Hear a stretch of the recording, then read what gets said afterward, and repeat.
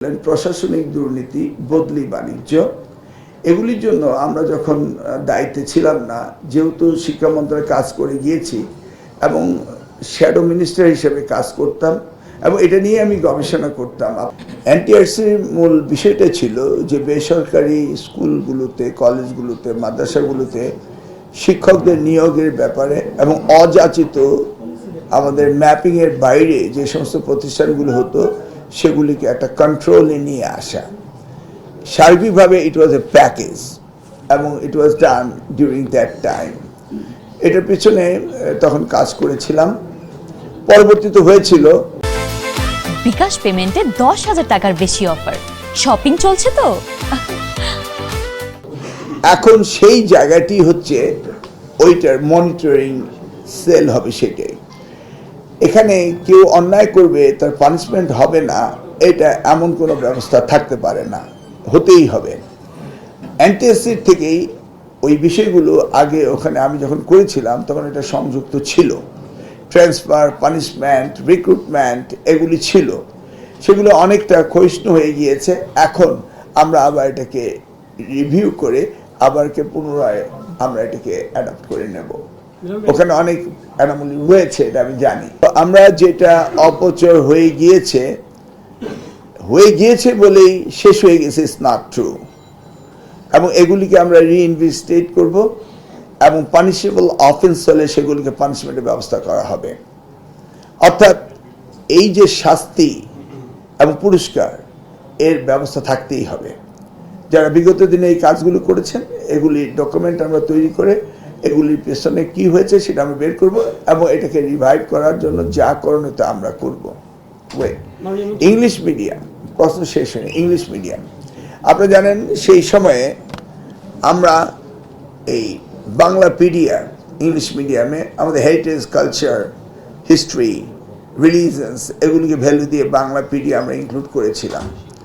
ওদেরকে আমরা রেগুলেটরিতে আনতে পারিনি মন্ত্রণালয়ে, সেই সময় এই উদ্যোগটা নেওয়া হয়নি।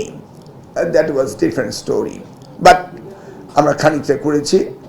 এবার আমার সাথে প্রতিমন্ত্রীর কথা হয়েছে যে আমরা ইংলিশ মিডিয়াম স্কুলগুলো কিভাবে আমাদের রেগুলেটরি আন্ডারে আনা যায় সেই ব্যবস্থা আমাদের নিতেই হবে। কারণ আপনি যদি মনে করেন আজকে ইউনাইটেড স্টেটসে গিয়ে যে কোনো একটি স্কুল করবেন, ইটস নট পসিবল।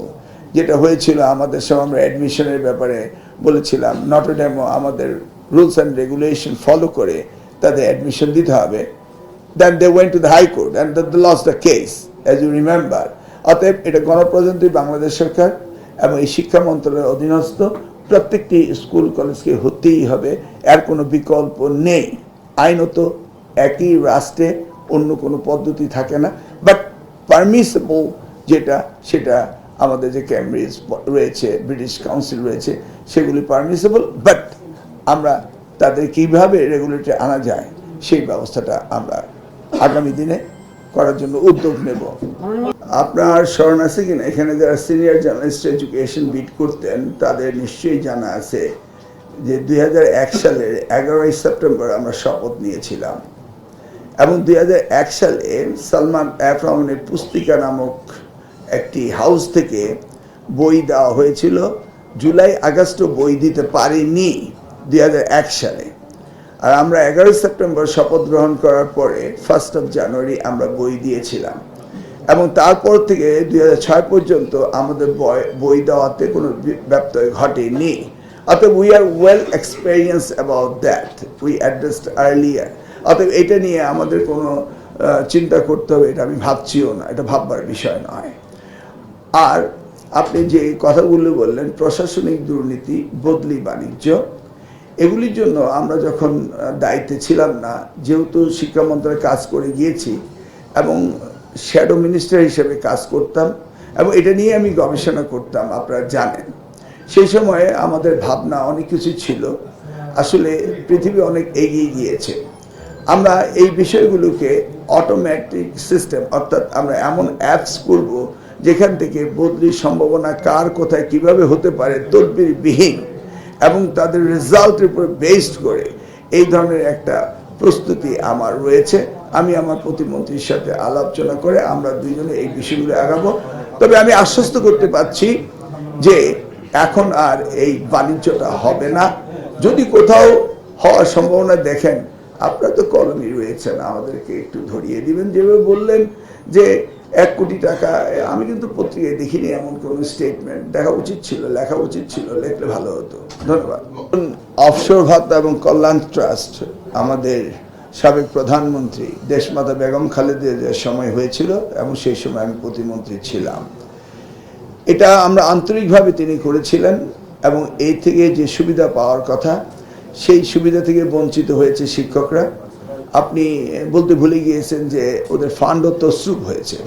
আমি এই বিষয়ে যোগাযোগ রাখতাম এবং এমনও শিক্ষক রয়েছে আমার এলাকার যে তারা অবসর গ্রহণ করার পরে এ যাবৎ একটি কড়িও পায়নি। এটা একটা নিদারুণ দাবি। এই দাবিটি আমাদের ইমিডিয়েটলি অ্যাড্রেস করতে হবে, আমি করবো ইনশাল্লাহ।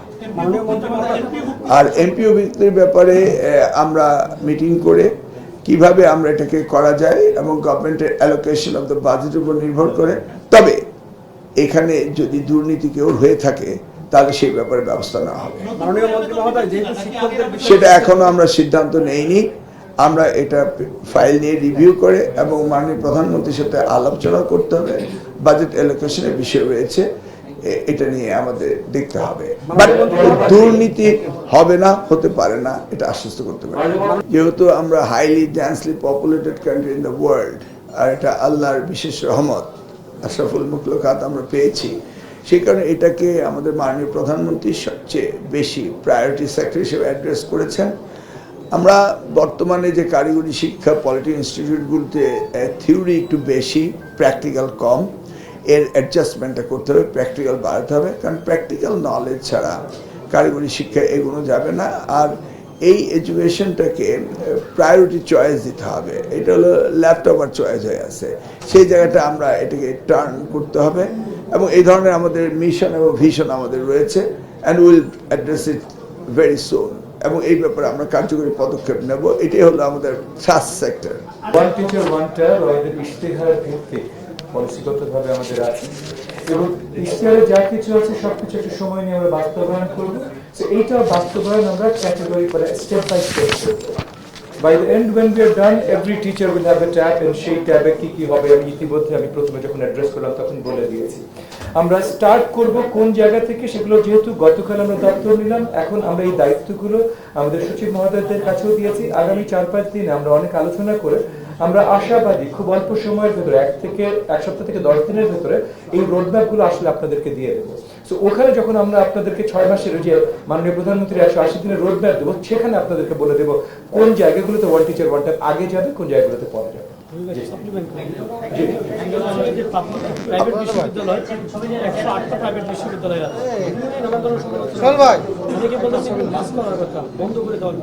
না না, বন্ধ করা কোনো পলিসি নয়। এগুলিকে আবার এই মনিটরিং এর আন্ডারে, ইউজিসির আন্ডারে এগুলো মনিটরিং করা হবে। আর তো কোনো কোশ্চেন নেই। ধন্যবাদ আপনাদের সকলকে, আবারও দেখা হবে।